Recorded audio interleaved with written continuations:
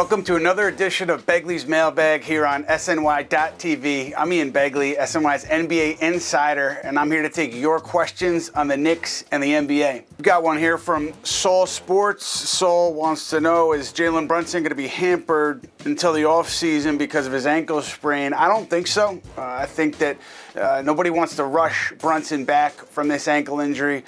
They want him 100% healthy. They don't want him at 90. They don't want him at 95. They want him 100% healthy before he gets back on the floor. So I don't see this as something that's going to linger into the offseason unless he re-injures it. And so, I mean, that's obviously something you watch out for regardless. But as far as his rehab, Brunson's rehab, I was told that the rehab right now is going faster than people had anticipated originally. So that's a good sign for Brunson coming back. I think we'll know more when the Knicks officially give us another update later this week, maybe this weekend. But so far, Brunson's rehab has gone pretty well. Tom Thibodeau said on Monday that Brunson's doing more and more and feeling good. He's been in the pool, riding the bike, and shooting. And so the rehab continues to go apace without any known setbacks. It seems like things are going well for Brunson to get back on the floor well ahead of the end of the regular season. Got a question from Knicks Demon. Do you think Tyler Kolek will get more minutes over campaign while Deuce remains out? Honestly, that Kolek to Bridges connection was unstoppable. Obviously, Kolek playing well in that second quarter against the Wizards, getting minutes there because Miles McBride and Jalen Brunson were out. I do think that while McBride remains out with that groin injury and his return is TBD, I think that Tom Thibodeau will stick with Campaign as his starter and stick with Kolek as the backup. I don't see that changing just based on how Thibodeau has operated here in New York. And, you know, the other question that you see sometimes is Kolek going to get regular minutes once McBride returns? That would surprise me, just based on kind of what we've seen over the last few years with Thibodeau as the head coach of the Knicks. I can't see him going with Kolek ahead of a healthy McBride if and when McBride does return to that lineup. So I think with Tyler Kolek, he would probably go back to outside of this rotation, again, if everybody's healthy. But with Kolek, you have to like what you've seen so far. He was ready for his opportunity Saturday against the Wizards, and so I think he's impressed people in the organization. And with regards to Thibodeau specifically, I was told Thibodeau wanted Tyler Kolek in the draft, made it clear that he wanted him in the draft. So he is a Tyler Kolek backer. Whether he gets minutes at the end of this regular season or not, I don't think that changes anything with regards to how Thibodeau feels about Kolek. Got one here from Ben Kushaputi, 24. Is Precious Achiuwa completely out of the playoff rotation? I do think that, again, if everyone is healthy, you got Mitchell Robinson taking essentially Precious Achiuwa's spot in this rotation. I think what you're seeing now is the way Thibodeau will play it in the postseason. Again, if everyone's healthy, maybe something develops over the course of a series where Thibodeau and the coaching staff say, hey, we need another big in there. We need somebody to help defend, switch the pick and roll, rebound, and they change the rotation. But I think the rotation going into the postseason, again, if everyone is healthy, we'll see Achiuwa on the outside of it. And Achiuwa, gave the Knicks a lot when he was in the rotation.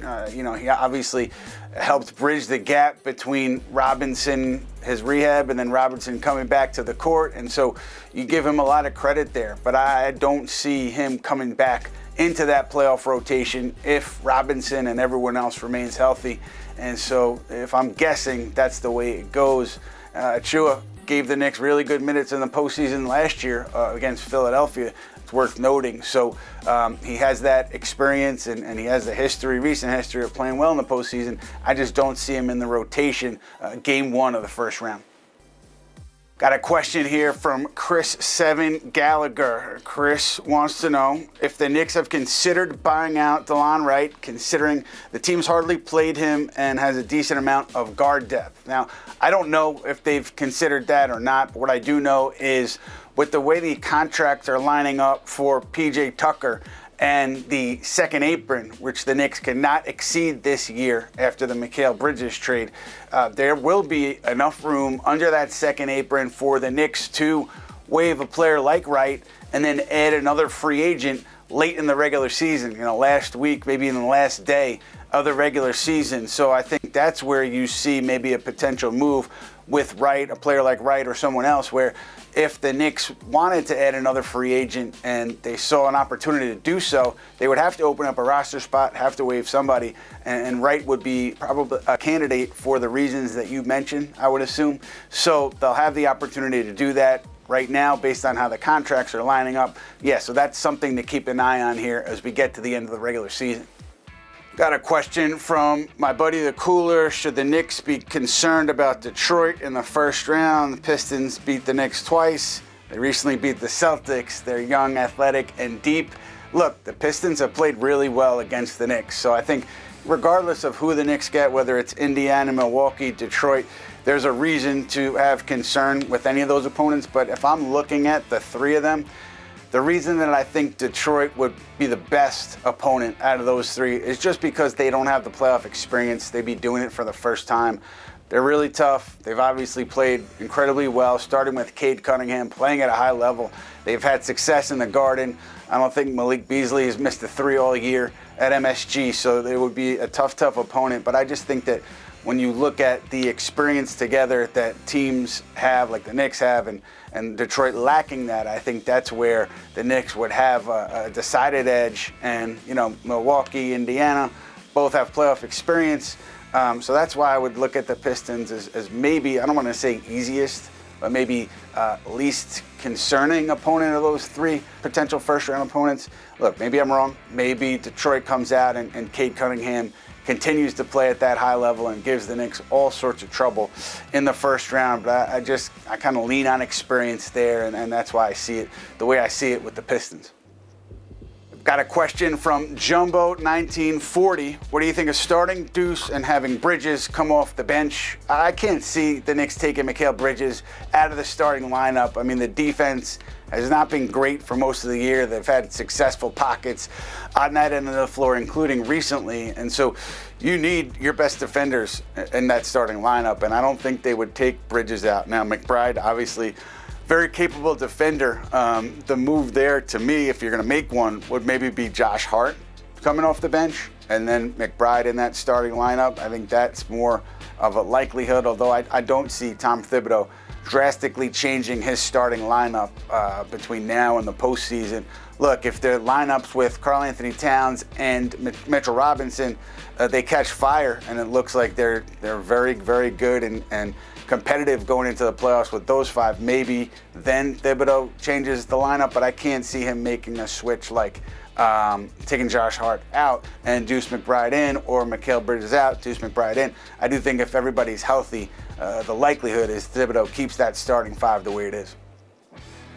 Got a question here from Twitter user Brian Rodriguez. Brian asks, do we think the Knicks being friendly with the Warriors after the loss to Golden State and the Draymond Karl-Anthony Towns situation was something or nothing as we move forward into the postseason? I have a couple thoughts here. One is it just speaks to kind of this era of the NBA where players are friendly. I mean, that's just how it is. And I don't think it was that way in the 90s and the 80s as much as it is today, where genuine relationships are formed between these guys, and not just in the league, AAU basketball, competing nationally at the high school level. And so those relationships that are forged then, I think, stay the course. And so guys are friendlier, just generally, in this generation of the league.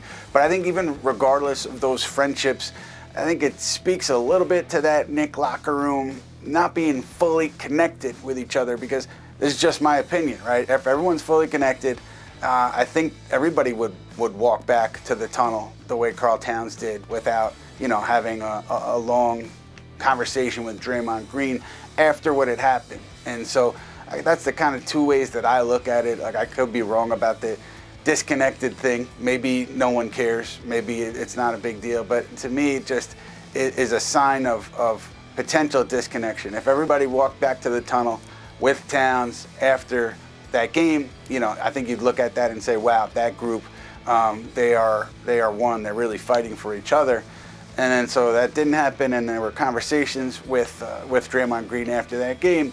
And to me, it speaks to that potential disconnect in that room.